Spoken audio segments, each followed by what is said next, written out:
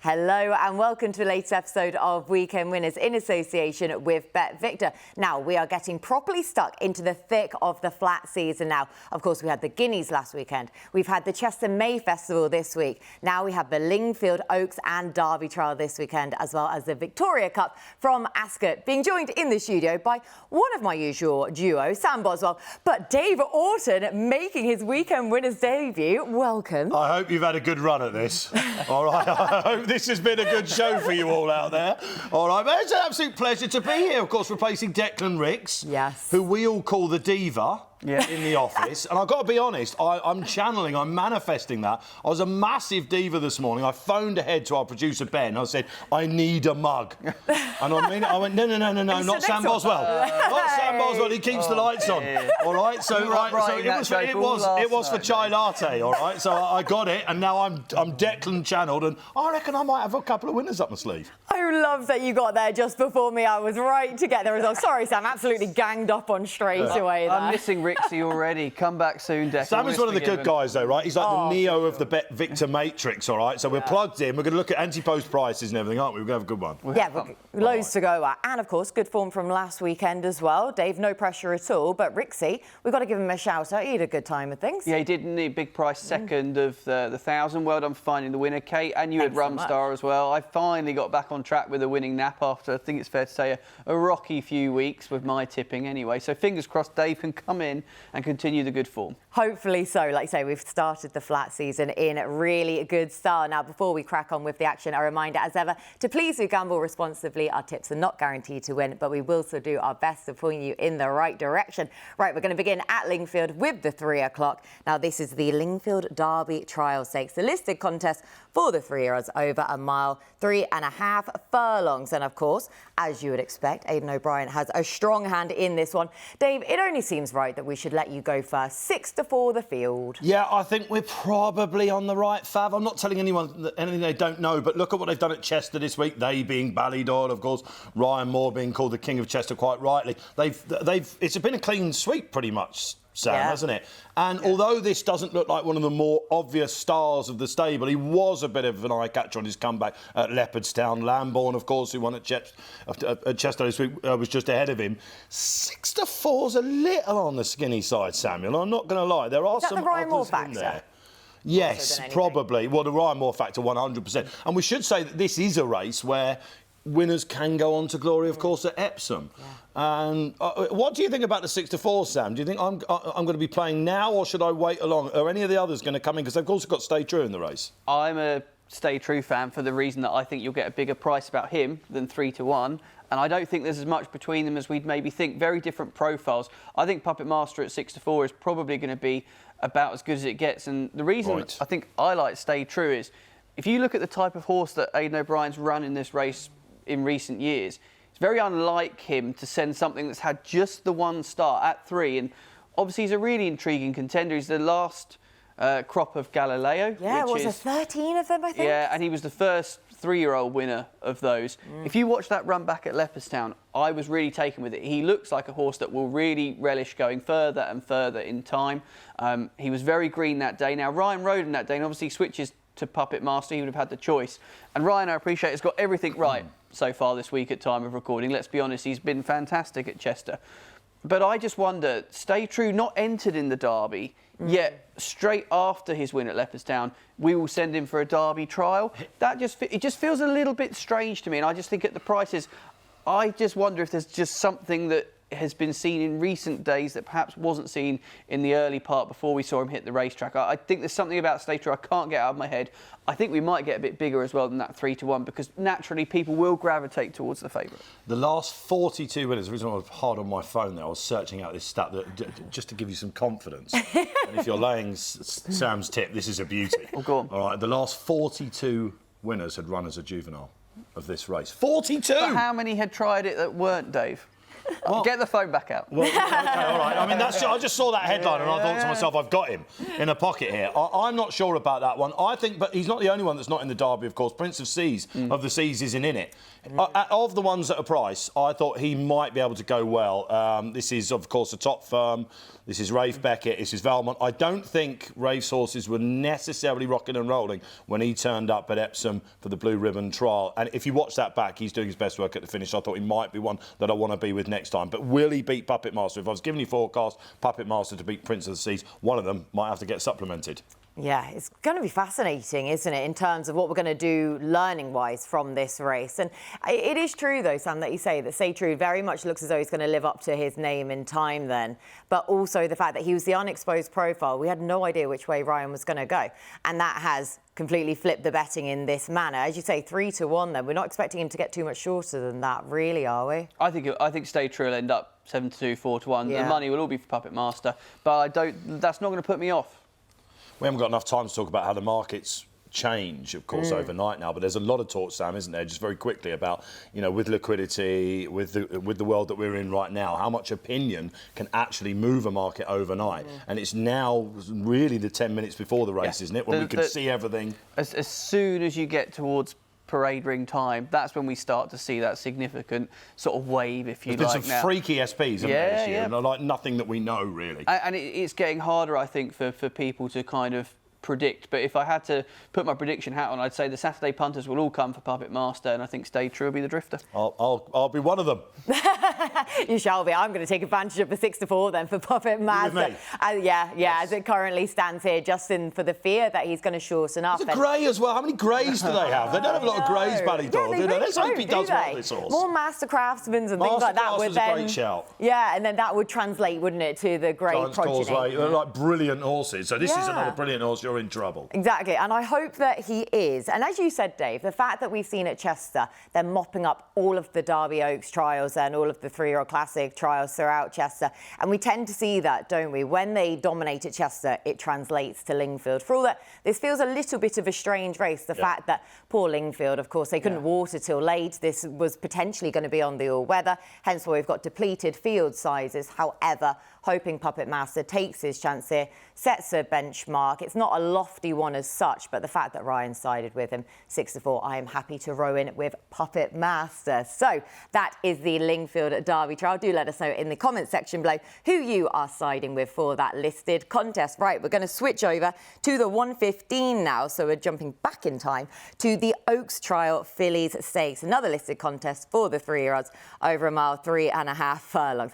Just the 3 runners in this, 100 to 30 on Giselle about this one, Sam. But as we say, the ground, the slight issues that Lingfield have had to contend with, we have a very depleted field now. Yeah, I feel for Steph and her team. And Lingfield's my local track. I'll be there to support this meeting. I always try and go. I must say, it's difficult, isn't it? You know, they've had an issue with being able to water by the sounds of things. So they've not got the field that you'd hope for. And you've got an odds-on shot here who, you know, she should be well and truly up to be giving these two a fair beating, but how informative it's going to be for the Oaks picture, I think, will be the disappointing element to take out of it, and that's the thing that's going to be a bit difficult. If you like your odds-on shots and you're looking for something to throw in an acca, perhaps with some of the football games and things, I'm sure she'll be really tempting to you. But yeah, Dave, you know, bomb-proof? Well, there's a temptation, isn't there, to skirt over these races and just go, move on. But for people that just want weekend winners, this will be a pivotal filly. I mean, you know, if you're following it up, like you say, with the cross-sport ACCA, this is an absolute banker. And it's this time last year, 12 months ago, she was the one. She was odds-on to beat Bedtime Story. We saw what she went and did at the Cheshire Royal Ascot and the performances for the ages. She then went on the missing list, came back to the Curragh, won really well. Big, scopy, beautiful filly. And then perhaps when signing off, maybe some mitigating circumstances, I was somewhat underwhelmed with her that day because I know the belief that they had in her. But it's very difficult when you have a setback to come back. Much will depend on how she's grown, of course, as she goes into this. She's got the hood on. I mean, it worked for Kopek to board, but I just don't really like hoods. No, I see that and I'm a bit wary. He loves them because he thinks we're going to get one beat. You know, but she really ought to be seeing these off. I guess, Sam, the question is, with the anti-post market, what sort of price is she? And does this tell us maybe the state of the Oaks is already set? We've seen Desert Flower, we've seen, Mini Hawk, of course, at Chester this week. That's maybe a stronger trial. Yeah, she's 16-1 with us, and we're going to really struggle. I know we get accused of cutting horses, especially over jumps, for, performances where they're winning winning at odds on. So how are we going to... Well, that's because you do it. I personally wouldn't, Dave, but, you know. But Throw the traders under a bus. Absolutely. 5-2 Desert Flower, your market leader for the Oaks. And I think she's obviously the marker, isn't she, having been so impressive on Sunday. But Mini Hawk 9-1, I felt that was probably a price that was about right, and I thought it was a bit of a fair each way angle maybe into I think the race. you have to watch this race, right? Because of the belief that they had in her, and it was all about the Oaks. She was never going to be, I don't think, a Guineas filly. It might have been one of those, sort of trials that we've seen with them do over the years. But look, Harpsichord is a solid filly. She ran really well on the all-weather last time. She'll probably try and get on with it a bit. Hopefully, it's not going to be a Mickey Mouse maze. Maybe Ryan Moore will do what Ryan Moore does best and just go sayonara and we're away and gone. Don't think she'll mind fast ground at all. She'll skip off it, and we'll see how she handles the undulations, of course. Yes, and of course you can watch this race live on Sky Sports Racing as well. So definitely don't want to Company hat on. Always, as ever. But Giselle, I hope to see something from her. Because like you say, what we're really getting from this race is more the spectacle and just the visual impression we hope to see from her more so than anything. We know on paper the form that she has, the filly she's been racing against, the pedigree as well. Of course, newspaper of record, the Breeders' Cup Juvenile Fillies Turf winner. Hence why she has such lofty expectations on her as well. But what we're really hoping to see, and we talk about the Oaks market, I know Desert Flower, a lot of people are just using that slight doubt about stamina with her. Is she going to get the mile 4 around Epsom? Giselle, it's going to be tricky to see a stamina-laden performance here with only 2 rivals to contend with. And with the Hood, the fact that they're going to try and get her to settle, you would have thought so. Let's play devil's advocate then and sit on the bookmaker side and the punter side. Say she goes and blows this race apart. Yeah. All right, we're talking about sort of bedtime story form here. Say she wins by 7. All right, and she's proven herself over the distance. She's going to give Ryan Moore a massive headache as to who he rides come Epsom.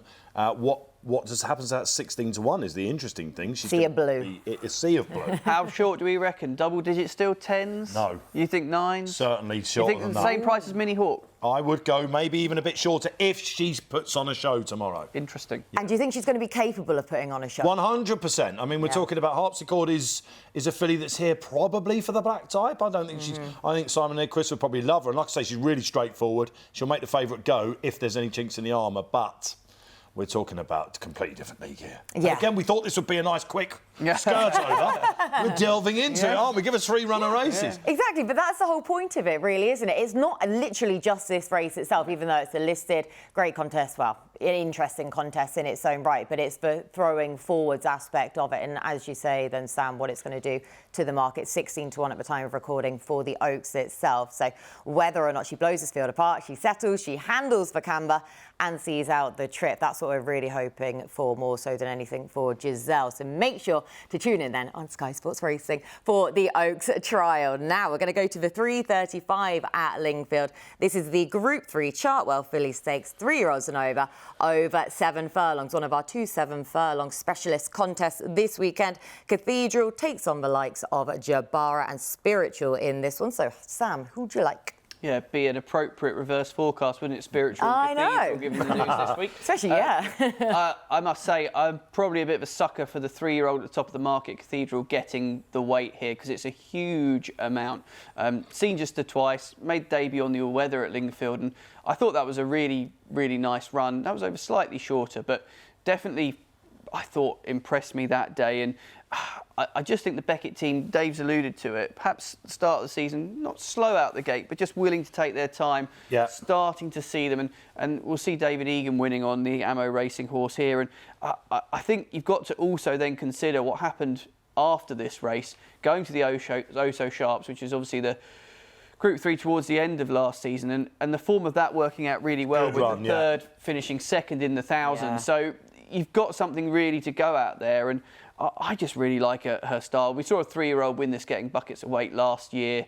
It's been done again in the past. There's not a huge sample size of too many, but 3-year-olds tend to run okay in it. I don't know. Hosed up there. Everyone lost their minds after that. Do you remember? Everyone went so over the top. I do think the Silks sometimes play into that. When they have an impressive winner, people want to talk about Ammo Racing because they're a big talking part of flat racing at the moment. And obviously this is going to potentially be one of their flag bearers. But I'm a big fan of her, I must say. And I think over 7, I'd be really disappointed if she's not there or thereabouts. Yeah, the oh so sharp stakes form. At the time, we were kind of thinking, I'm not entirely sure what to make of that. But like you say, subsequently, from what we've seen so far this year, it's worked out really well. But it would be apt, and congratulations to Pope Leo as well. Then shout out from Weekend Winners team here. He's a regular viewer. We're getting an audience now. I'm absolutely positive. But Cathedral, so appropriate, Dave. Yeah, I think this is probably a solid favourite. 2-1 is potentially bigger than I thought Sam was going to give us. Jabara's got a bit to prove, right? She came back in the Lady Wolfrina at Wolverhampton when they had the Lincoln trial meeting there as well. And she found a load of trouble there. Since the idea was to go, of course, to America with her, again, you wouldn't be mad upset with her on that run, even though she didn't really fire. And again, they found a little bit of trouble, I seem to remember. Yeah. You've got a bit to prove. This is Rog, of course, and if the 3-year-old hasn't gone on with it, the market is suggesting that she'll be the one. Spiritual, solid horse for the Gosdens. I think that will be up there. Last year's winner, Great Generation, who, of course, came into it with a run as a 3-year-old. And if you're looking at the 3-year-olds and thinking, well, have they got a good record? She is your case point there. The one at a price I think will shorten and will go well. I can see her getting that golden highway rail, which on fast ground at Lingfield is a thing. Of course, a Great Generation was 9 of 9 last year from memory. It's Fair Angelica.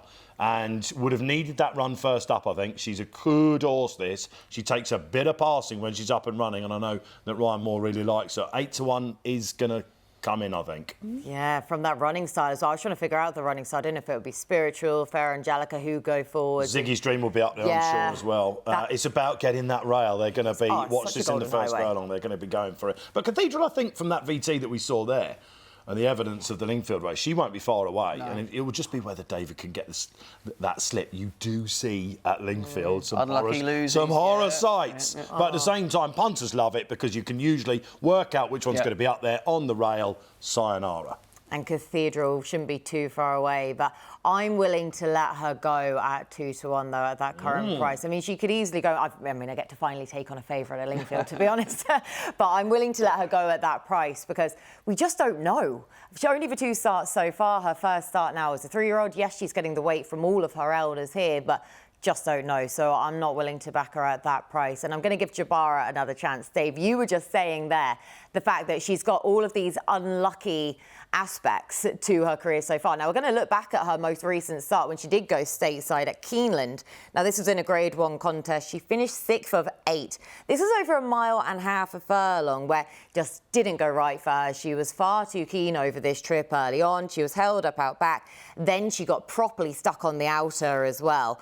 And the fact that she was then held up pitch wide to be only beaten 3 lengths as well. She looks like she's going to win at one point, and she just flattened out a bit. Exactly, which I think she paid for those early exertions, and she also didn't fully get that trip. So I think the drop back 7 furlongs will suit. She's got plenty of early boot. I hope she feels like you're constantly saying she's got into trouble. She's got into trouble. But she has got all of the form in the book to be winning this contest. Maybe quite she'll well. go for the rail. I mean, they're back down in trip. Yeah. Maybe they're just like, come on, we've got to get on with this now. She's tiny from memory. She makes the jockeys look big. Yeah. This filly. I remember speaking to Roger about her as a 2-year-old. It was his, I think it was one of his first 2-year-olds to run in 2024. And he said, we hope, obviously, she's an Albany filly. It didn't quite work out there. But she, look, the more you talk about this race, the more, I don't know, maybe Cathedral will drift a bit. And you're right, they can't all win tomorrow. Perhaps they can, punters. But I just thought, Chester, Dave. Well, quite. Absolutely, yeah. How's that gone for you? I think Fair Angelica will be my number 1. Surely Cathedral's got to be there, though. Nice price, though. Fair Angelica at 8-1, Cathedral at 2s, and Jabara for me at 9-4. So 3 different selections then in the Chartwell Filly Stakes. Now we're going to leave Lingfield there, and we're going to switch to Ascot now for the 240. Now we do have a competitive heritage handicap to go at in the form of the Victoria Cup, one of my favourite races of the entire year. Is it? Yeah, any 7 furlong contest. Give me a 7 furlong contest. On a straight track? On a straight track, or any, but straight track ideally. and a heritage handicap, so I can use all of my trends as well. But we have 11 to the field. Kirat heading the way in this one. So, Dave, I'll let you kick us off. I've applied trends to this, Kate, just to annoy Dave's you. trends doesn't have we used to do this, didn't we? Work together over the years, and we sort of culminated these together. I'm a big trend follower. I came down with 2, and they're actually the 2 at the bottom of your market there. No Retreat, who's debuting for George Scott, and my big fancy is Metal Merchant. Now, before I give you the case for that, let's talk about the favourites. I mean, it'll be amazing if Kirat actually turns up. He's sort of always favourite for these, and has the handicap. I got him now.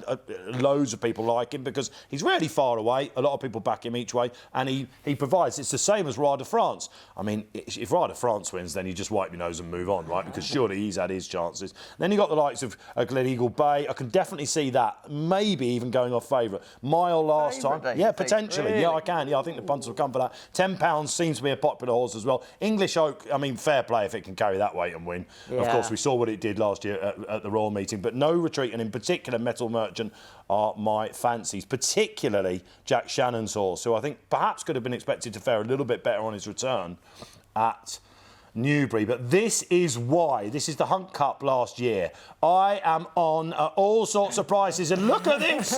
David Probert is swinging. I'm absolutely getting the lots. Stop the contest.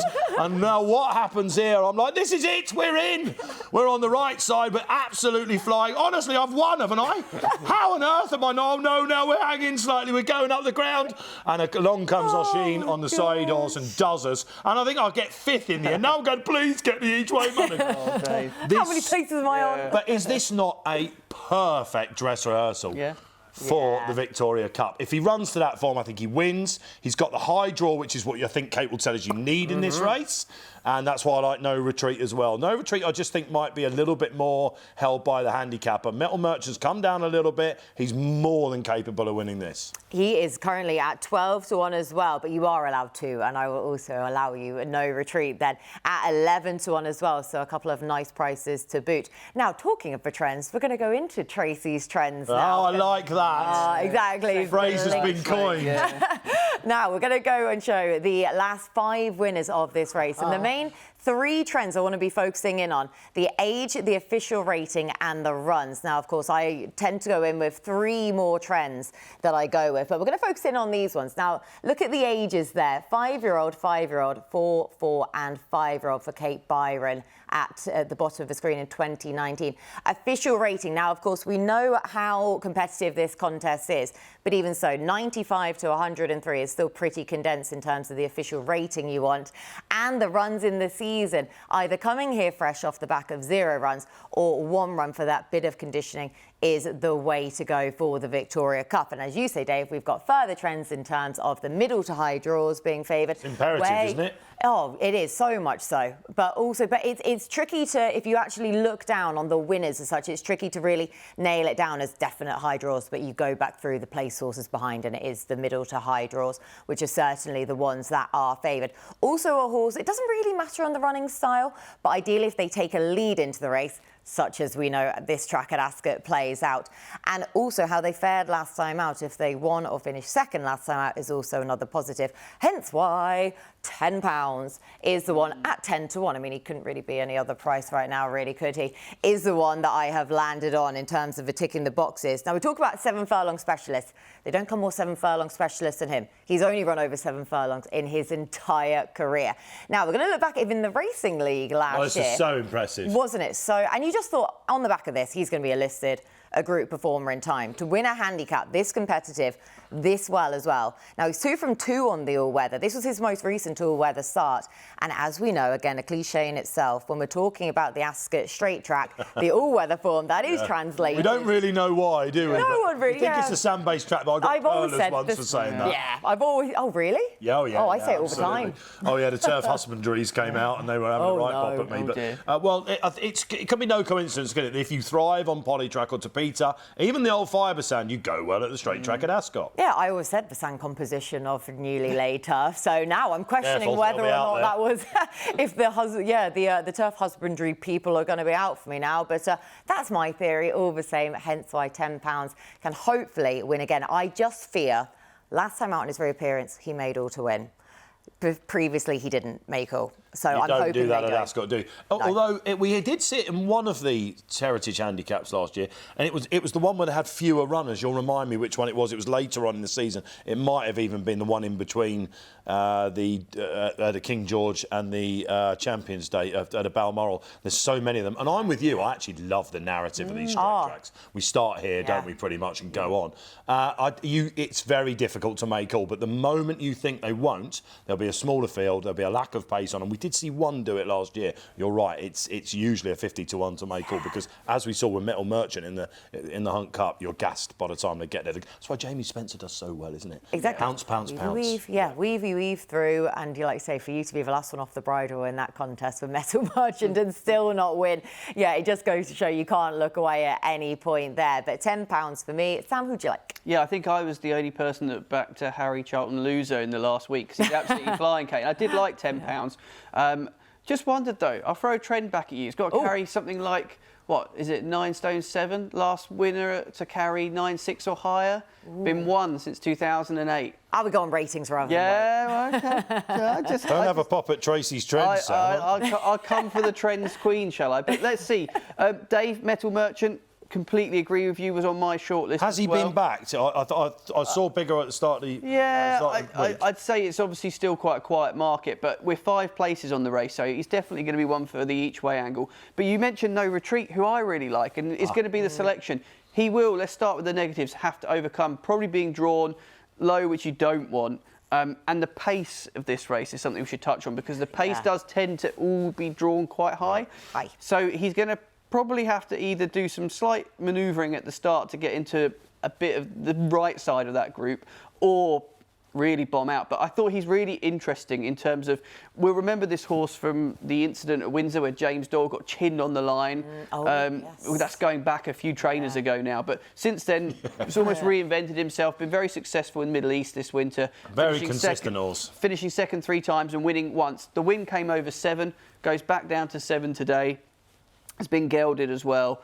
I'm frustrated by the draw, but what are we, a 12-1 shot, 11-1? Yeah, I'm quite happy to take my chance there and see what I can do. But there's so many here you can make cases for. But the 2 I didn't really like, I thought Roy de France, I'm happy to let that horse win, as Dave said. Like, I just burnt me too many times. And I tell you, there's one not on the graphic, again, frustratingly drawn the wrong side. I thought Popmaster was a great Of course you did. I love Popmaster. Not even for the pun. I just think he's a really good horse, and I think he potentially could be well treated. But again, probably the wrong side of the draw. So I'll take my chances with No Retreat to really step forward and hopefully, being gelded now, back with George Scott, I should say. I thought that was a fair price. English Oak for me, I think there's another day being waited for. There's a few horses in here with one eye on Royal Ascot, really, isn't there, to go back to. Step forward a £7 condition of apprentice. Right, it may be. Exactly, like say English Oak was the number one, I thought, for that to be one eye on Ascot. Well, Royal Ascot, I should say, then, to go back. But I'm pleased that Popmaster got the shout out. All the same, wouldn't be the show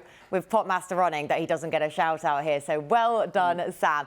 Right, loads to go at then in the Victoria Cup. Let us know in the comments section below who you fancy as we head over to the sofa to give you our best bets for the weekend. Now, we've had loads of action on Sky Sports Racing this week, so loads of opportunity to pick out some eye catchers. Sam, who's caught your eye? Yeah, we're going to go to Chester for mine and the Lily Agnes, and obviously it's been a bit of a painful week as bookmakers go. So I've had one eye on Chester. The race had an odds-on winner. But when we load up the replay, we'll take a look through, because I actually think there's a couple you can make cases for were unlucky in here.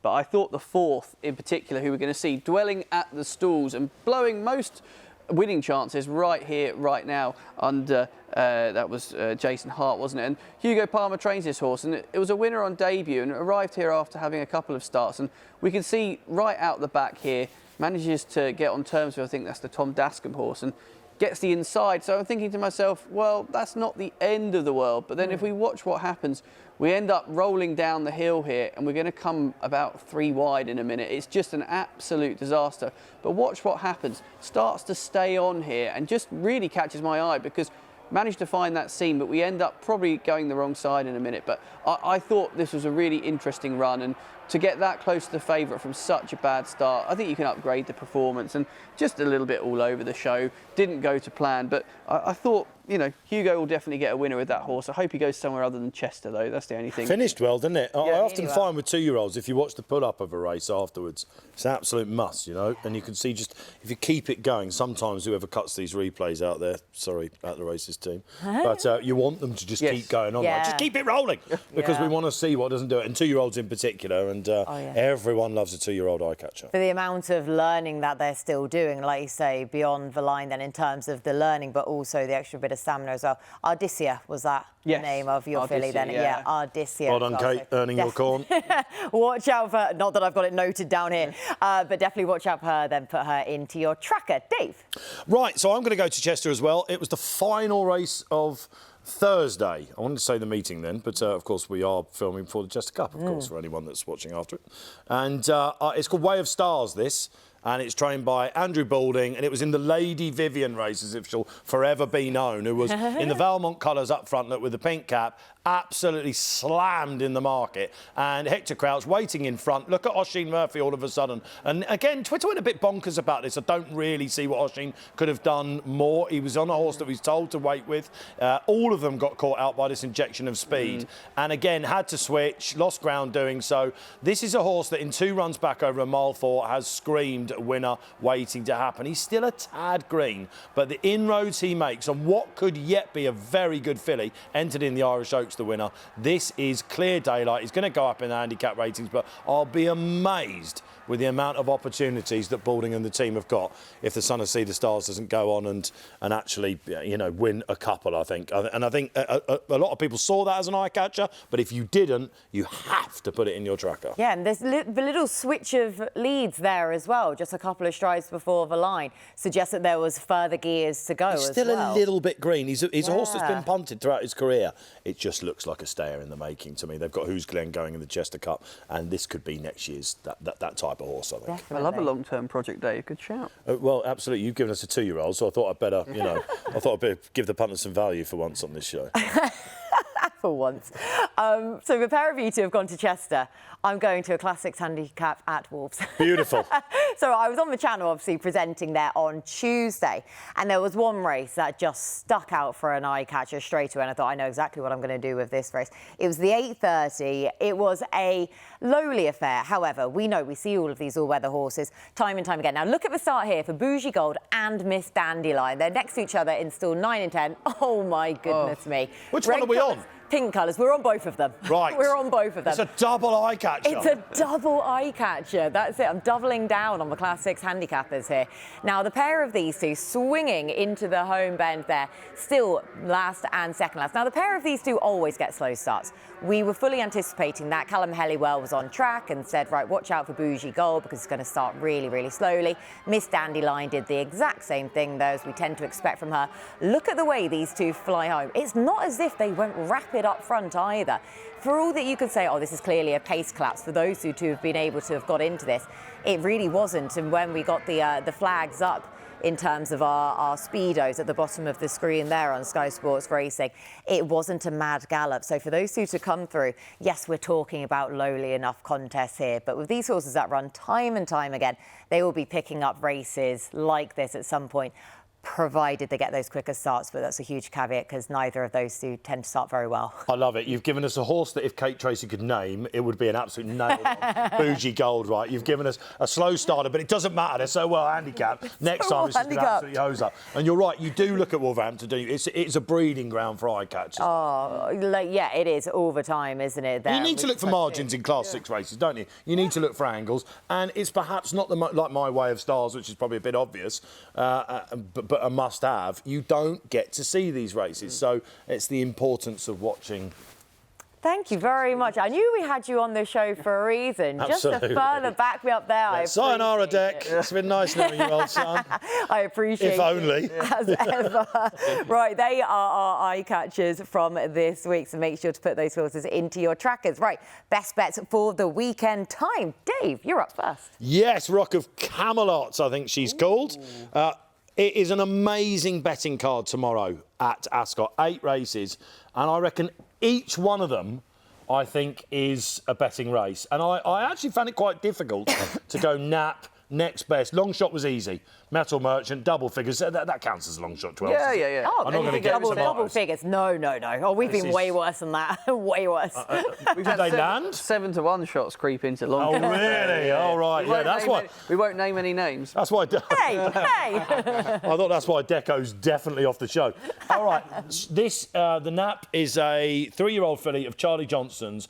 Holly Doyle has been booked. Now, in both of my top 2 races, I'm taking on Gosden Hot Pots. Okay, and the favourite in the 425, I think it's called Morapore. Watch it back last time out of Southwell. It hit the line really strong. I hated the head carriage. It might enjoy the step up in trip, but I think Rock of Camelot, you're probably going to be getting around. I think anything 4-1 around about south or north of that is going to be fine. She has got an absolute featherweight. She's a big filly. She'll love everything about this, and it's a classic Johnson playbook, this. 3-year-old against the older horses. I think it's 8-4 she's carrying. Balachi, love this in the second race. Again, we've got a king horse, so His Majesty will be hoping for a royal runner there. Rainbow something, I forget what it's called. But Balachi won the race last year. And if you watch back the race last year, she's got a massive chance. She's £7 lower. They went to the royal meeting with her. That didn't quite work out in the Sandringham. She just blew up a little bit. But last time at Nottingham, get hold of that video, look at her back. Again, it was a little bit like we saw with Lady Vivian at Chester in my previous eye-catcher race. Controlled from the front at Nottingham, very difficult to make up ground. She flew home. 7-1, yes, please, Sam Boswell. Grant Chew and Nick Bradley were like, book our tickets for Ascot again. She's a hold-up horse. Honestly, watch it back. I'm really excited about her. And then we've got Metal Merchant as your long shot at 12-1, which we will gladly give you 12-1 as well, even if he has been backed in a little bit there. But as long as he's in double figures, we tend to allow it. At the time of filming, this was a long shot. Yes. Yeah, absolutely. Yeah, what he did was absolutely smashed then. Any winner's a good winner, right? Definitely so, and especially in such competitive contests as well. Good cases made, Sam. Who are yours? Yeah, I'm going to leave Ascot till my long shot and head up north because we've got the mixed card at Haydock. We don't get enough mixed cards, do we, these days, I think. It's a very lesser spotted thing. Ireland keep punting them out. France keep punting them out. You can see them on the channel in France. Yeah, we need to bring them back. My nap, right, this needs some explaining because Navalanche, I'm expecting an avalanche of cash for. This horse, if you go back through the 3 runs to date, all on the all-weather, kind of in maiden company, have looked pretty lifeless, I think it's fair to say. But goes into handicap company, goes up north for Ed Walker. Now, when Tom Marquand is booked to ride for Ed Walker, he shows a £33 profit to £1 stake. Good shout. From a big sample size. Ed Walker's most profitable track, Yarmouth. His second most profitable track. I hope it's Haydock. That was a come down, wasn't it? Yeah, but wait till you hear the stat, Dave. Here we go. Pound stake, £66 profit.